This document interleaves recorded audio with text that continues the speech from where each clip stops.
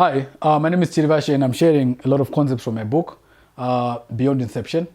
And I've shared a concept that I called the sprouting curve, which I've expanded on and demonstrated to you another concept within that I call toxic comfort. But I want to show you something more interesting from that.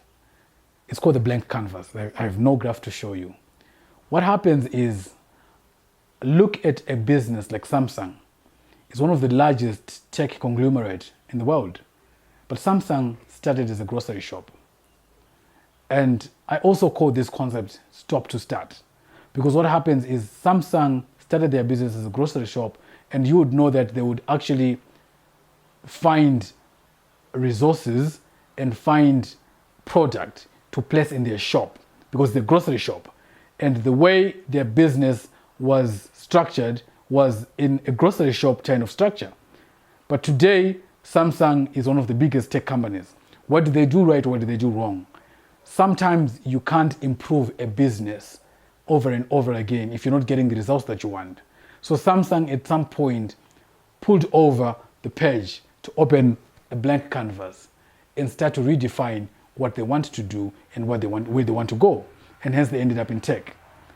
A lot of businesses have failed to open this blank canvas and therefore have gone extinct, or at least are struggling and can't match up to the potential they actually had. Who knows, Samsung would have been a very good brand in the grocery store market segment, but they wanted to do something bigger, they had a bigger purpose, and they wanted to do something that would beg them their money for their effort.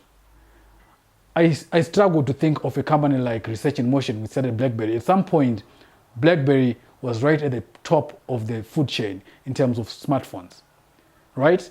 But they failed to open a blank canvas. They wanted to compete with the competencies that they had in the past without reflecting and looking at what's going to work in the future. Nokia breaks my heart. They also failed to do the same thing. And you can talk of Kodak. People sometimes keep improving on the same thing. If you remember the Kodak story, there is a guy who actually showed up and said, listen guys, we could actually venture into digital photography.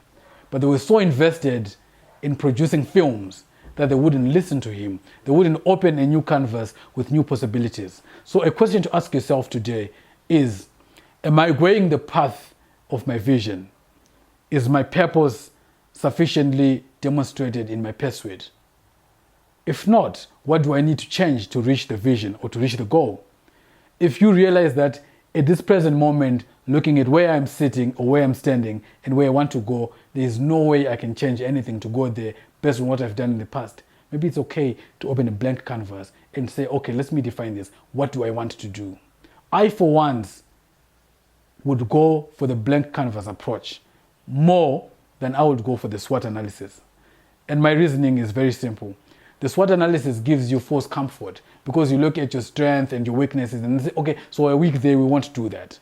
The blank canvas approach says, let's stop everything to start again.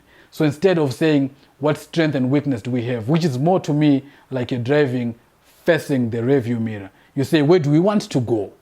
And we've removed every impediment and we create our journey based on where we want to go. So that's it. If you think your business is in a position where you need to open a blank canvas, do that and do not be afraid to pursue your purpose. I am sharing this concept from my book, Beyond Inception, Growing Your Business from Start Up to Stay Up. You can sign up on my website, chirivashi.com, and get these tips on a daily. Thank you.